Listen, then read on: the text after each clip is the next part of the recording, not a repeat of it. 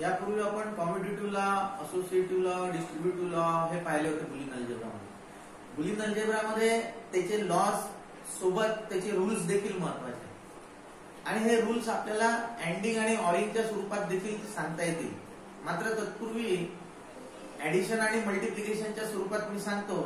त्याच्यावरून तुम्हाला लक्षात येईल की हे जे 12 रूल्स दिलेले आहेत बुलियन अल्जेब्रा मधले, त्याच्यामध्ये 3 व्हेरिएबल्स वापरले आहेत, ए, बी आणि सी.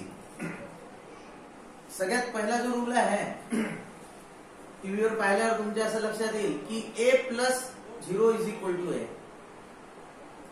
दुसरा रूल आहे A plus 1 is equal to 1. तिसरा रूल आहे A into 0 is equal to 0. चौथा रूल आहे A into 1 is equal to A. पाचवा रूल आहे A plus A is equal to A. सहावा रूल आहे A plus complement of A is equal to 1.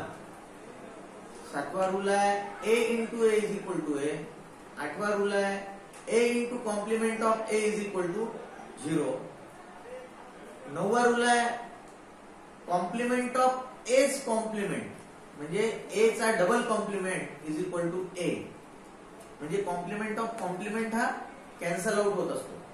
Rule number 10 असा आहे की A plus A into B is equal to A.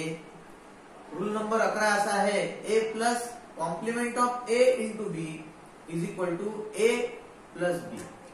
12वा rule असा आहे की in bracket A plus B into in bracket A plus C is equal to A plus B into C.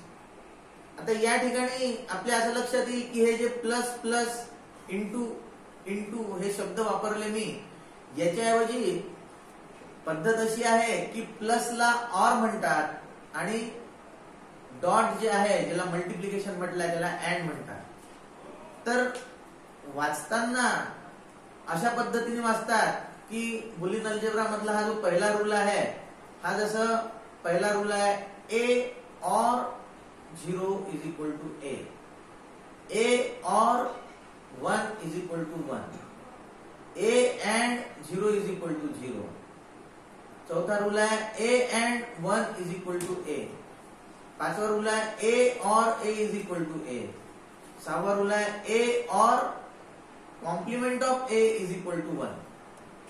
सातवां rule है A and A is equal to A. आठवां rule है A and complement of A is equal to 0. नौवा rule है complement of A's complement that is A's double complement is equal to A. 10वां rule है A और A and B is equal to A. 11वां rule है A और complement of A and B is equal to A और B. आणि 12वां rule है ए और बी इन ब्रैकेट एंड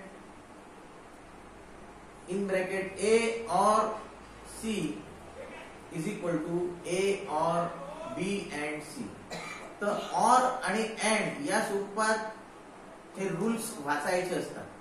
मात्र आपल्याला पहिली जी सिंपल अल्जेब्रा मध्ये सवय झाली आहे ती झाली आहे A plus 0 is equal to A. A plus 1 is equal to 1. A and 0 is equal to 0. A and 1 is equal to A. तर काही हरकत नाही, आपण कोणत्याही पद्धतीने केलं तर या दोन्ही पद्धतीने तुम्हाला या ठिकाणी सांगितल्या. यानंतर आपण जो चॅप्टर घेणार आहोत तो चॅप्टर जो आहे तो आहे डी मॉर्गन्स थेरम. तर त्याच्या बाबतीत आपण पुढच्या व्हिडिओमध्ये पाहू.